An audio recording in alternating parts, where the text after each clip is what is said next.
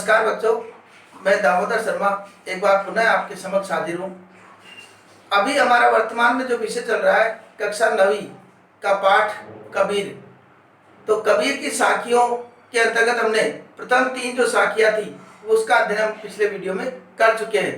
अगर आप उससे वंचित हो या रह गए हो तो निश्चित रूप से हमारे पिछले वीडियो को अवश्य देखिए और प्लेलिस्ट में जाकर के एक साथ आप सारे वीडियो प्राप्त कर सकते हैं। तो अभी इस समय हम जो अंतिम बचे हुए पद्यांश है साखियों के उनका अध्ययन करेंगे। तो अध्ययन करें उसके पूर्व कुछ बात में और बता दूं, पुनः स्मरण दिला दूं कि एक तो इस पाठ के जो कवि है वह है कबीरदास जी, जिनका जन्म सन 1398 ईस्वी में हुआ तथा निधन 1518 ईस्वी में हुआ। हमने बताया कि इनको समाज सुधारक भी कहा जाता है और निर्गुण भक्ति के जितने भी महानतम कवि है उनमें से ये प्रमुख कवि है। तो समाज सुधारक के अंतर्गत समाज में व्याप्त जो बुराइयां है, अंधविश्वास है, आडंबर है, इन सब का इन्होंने अपनी रचनाओं में विरोध किया है। तो आज हम इनके चतुर्थ पद्यांश का अध्ययन कर रहे हैं। तो चतुर्थ पद्यांश के अंतर्गत पहला जो पद्यांश है कि पखा पखी के कारणे सब जग रहा बुलान, निरपक होई के हरि भजे सोई संत सुजान। इसके माध्यम से कबीरदास जी कहते हैं कि पक्ष और विपक्ष के कारण कि इस संसार में व्यक्ति पक्ष और विपक्ष, ये मेरा है, ये तेरा, ये मेरा, अपना, पराया, इस तरह की भावनाओं में डूब करके और सब जग रहा गुलाम, सारा संसार ही पूर्णतः ईश्वर को भूल चुका है। वो केवल पक्षपात ही, ये मेरा, ये तेरा, पखा पखी। पखा पखी का मतलब हो गया पक्षपात। पखा पखी का मतलब हो गया पक्षपात। इस पक्षपात के कारण सारा संसार, सब जग, संसार, सारा संसार क्या कर गया? ईश्वर को भुला चुका है। उसके दिमाग में बस वही रह गया, ये मेरा, ये तेरा, ये पक्ष, वो विपक्ष, इन बातों में उलझ करके वो ईश्वर को भूल ही चुका है।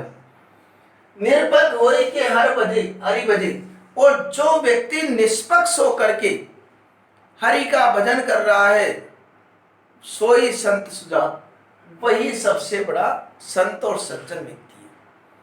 सज्जन और संत व्यक्ति कौन सा हो गया? जो निष्पक्ष होकर के हरि का भजन कर रहा हो, जो पक्ष और विपक्ष पे ध्यान नहीं दे रहा हो, क्या मेरा है, क्या तेरा है, कुछ नहीं, सब प्रभु का है, ऐसा सोच करके जो हरि का भजन कर रहा हो वही संत और सज्जन व्यक्ति है। तो संत और सज्जन व्यक्ति कबीरदास जी ने किनको बताया? जो निष्पक्ष होकर के हरि का भजन कर रहे हो, उसी में लीन हो, वही सबसे बड़ा संत और सज्जन व्यक्ति है। ठीक है, प्रसंग हमको लिखना है। तो पिछले वीडियो में जो प्रसंग लिखा हमने, ठीक वैसी ही भाषा का प्रसंग इसमें भी चलेगा। विशेष में वही बातें आएगी जो उसमें हमने लिखी थी। विशेष के अंतर्गत सदुकड़ी भाषा का प्रयोग, दूसरा दोहा छंद, तीसरा है इसमें हम देखें तो उपदेशात्मक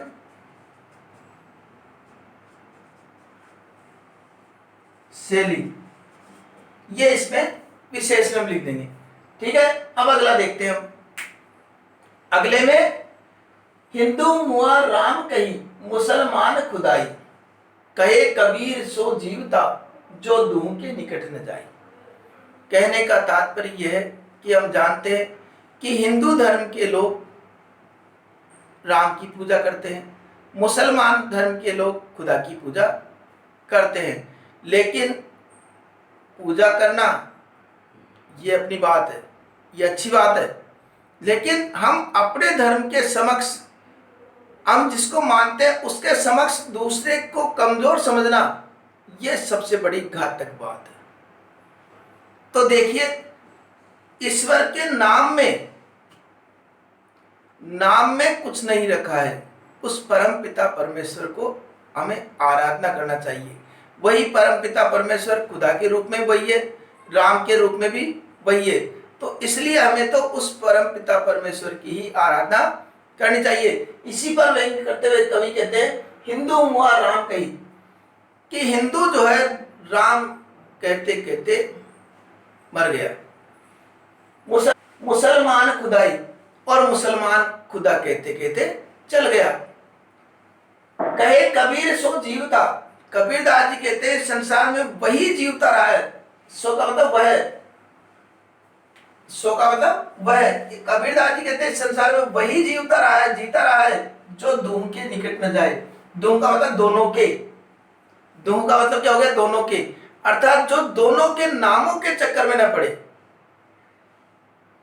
क्या नाम है, राम, खुदा, रहीम इत्यादि नामों के चक्कर में न पड़ करके केवल प्रभु की आराधना में लीन रहता हो, वही व्यक्ति इस संसार में जीवता है। और बाकी तो सब जो नामों के चक्कर में पड़ रहे थे वो सब, कोई भी किसी का भी इस संसार में कोई अस्तित्व नहीं है। तो हिंदू हुआ राम कही, कि राम कहते कहते हिंदू मर गया, खुदा कहते कहते मुसलमान, लेकिन इस संसार में वही जीवता रह गया जो इन दोनों के नामों के चक्कर में न पड़ करके और उस परम पिता की आराधना करा, और जो इनमें किसी प्रकार का कोई भेदभाव नहीं किया। उन्होंने ये माना कि ईश्वर एक है, हमें उसकी आराधना करनी चाहिए। तो ऐसे व्यक्ति ही इस संसार में जीवते रहे। कौन से, जो दोनों के निकट न जाए, अर्थात जो दोनों नामों के चक्कर में न पड़ा हो, जो नाम के चक्कर में न पड़ करके केवल प्रभु भक्ति को महत्व दिया हो, ऐसे व्यक्ति इस संसार में जीवित रहे हैं। ठीक है, अगला देखते हैं हम। प्रसंग और व्याख्या तो सेम चल रही है। काबा फिर काशी भया, रामई भया रहीम, मोट चून मेदा भया, बेटी कबीरा जी। देखो बच्चों, कबीरदास जी इस पद्यांश के माध्यम से कहना चाहते हैं कि काबा फिर काशी भया, कि काबा भी काशी नजर आ जाता है, काबा भी काशी बन जाता है। काबा होता है मुस्लिम धर्मों का पवित्र तीर्थ स्थल, और काशी हो गया हिंदू धर्मों का पवित्र तीर्थ स्थल। काबा काशी हो गया, ये कैसे हो गया काबा काशी? और राम ही भया रहीम, और राम ही रहीम नजर आने लगता है। ये कब नजर आता है?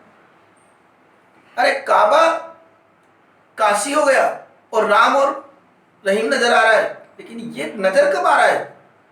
ये नजर आ रहा है जब व्यक्ति के हृदय में ज्ञान का उदय होता है, ज्ञान का प्रकाश फैलता है। और जब व्यक्ति के हृदय में ज्ञान का प्रकाश फैलता है तो उस समय उसको राम और रहीम, काबा और काशी में कोई अंतर नजर नहीं आता है, वो सब एक ही मानता है। वो जब उसके हृदय में ज्ञान का प्रकाश फैलता है तो काबा ही उसके लिए काशी हो जाता है और राम ही उसके लिए रहीम हो जाता है। अर्थात उसमें बिल्कुल भी भेदभाव की भावना बिल्कुल समाप्त हो जाती है।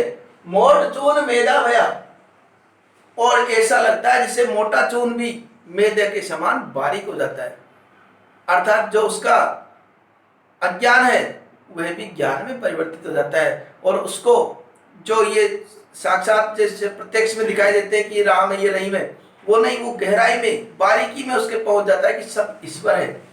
मेधा से तात्पर्य उसकी बारीकी में पहुंच जाता है कि सब ईश्वर है, और इसी के अंदर ईश्वर का वास है। वो केवल राम और रहीम नामों के प्रभाव में न पड़ करके केवल ईश्वर पर ध्यान देता है, वो सबको ईश्वर मानता है।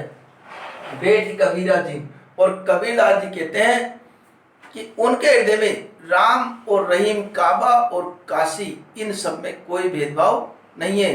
वो तल्लीनता से प्रभु की भक्ति करते हैं और वहीं उसमें प्रसन्न रहते हैं। तो बेटी कबीरा जी, ये सामान्य अर्थ में देखे तो मोटा चून मेदा भया, कि मोटा चून भी मेदे के समान बारीक हो जाता है, और उसमें बैठ करके कबीरदास जी को जीवने का आनंद आता है। जीवने का आनंद का तात्पर्य हो गया कि उनमें बैठ करके भक्ति भाव में जो तल्लीन होते हैं वह अपने आप में आनंद की अनुभूति करते हैं। तो ये कबीरदास जी ने इसमें बताया है। प्रसंग और व्याख्या चली रही है अपनी उसी प्रकार। अब अगला बताते हैं, ऊंचे कुल का जन्मिया, जो करनी ऊंच न हुई, सुग्रण कलश सुरा भरा, साधु निंदा हुई। देखिए बच्चों, आप भी मानते हैं कि केवल उच्च कुल में जन्म लेने से ही कोई ऊंचा नहीं होता है। श्रेष्ठ कुल में जन्म ले लिया तो ये कोई गारंटी नहीं कि वो भी श्रेष्ठ ही हो जाए। अगर उसके कर्म श्रेष्ठ नहीं है तो उसको हम श्रेष्ठ नहीं कहेंगे। तो ऊंचे कुल में जन्म लेने के बावजूद भी जे करनी ऊंच न होए, अगर उसके कार्य ऊंचे नहीं है, श्रेष्ठ नहीं है, तो उसका ऊंचे कुल में जन्म लेने से कोई मतलब नहीं है, वो श्रेष्ठ नहीं है। श्रेष्ठ कौन होगा? चाहे किसी भी कुल में जन्म ले, वो किसी भी कुल में धर्म में जन्म ले, अगर श्रेष्ठ कार्य करता है तो अपने आप ही ऊंचा हो जाएगा। कहने का मतलब जाति प्रथा धर्म इन सबको आधार, ज्ञान का आधार न मान करके, श्रेष्ठता का आधार न मान करके उन्होंने ज्ञान को आधार माना है, श्रेष्ठ कर्म को आधार माना है कि चाहे कितने ऊंचे कुल में जन्म ले ले, अगर ऊंचे कर्म नहीं है, उसके अच्छे कर्म नहीं है, तो वह श्रेष्ठ नहीं हो सकता है। जैसे उसका उदाहरण बताते हैं, सुवर्ण कलश सुराभरा। सुवर्ण स्वर्ण का,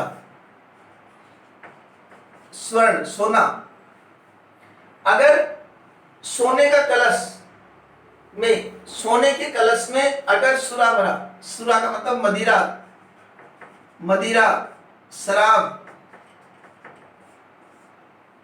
अगर सोने के कलश में शराब भरी हुई है, साधु निंदा सोई, तो भी साधु के द्वारा तो निंदनीय है वो, चाहे वो सोने का ही कलश है। लेकिन उस सोने के कलश में अगर शराब भरी हुई है तो सज्जन और महान व्यक्ति तो उसकी निंदा ही करेंगे, यह नहीं देखेंगे कि सोने का कलश है तो सही है, कलश को महत्व नहीं है।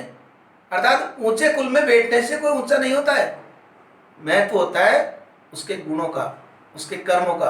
अगर अच्छे कर्म करेगा तो अपने आप ही वो अच्छा बन जाता है।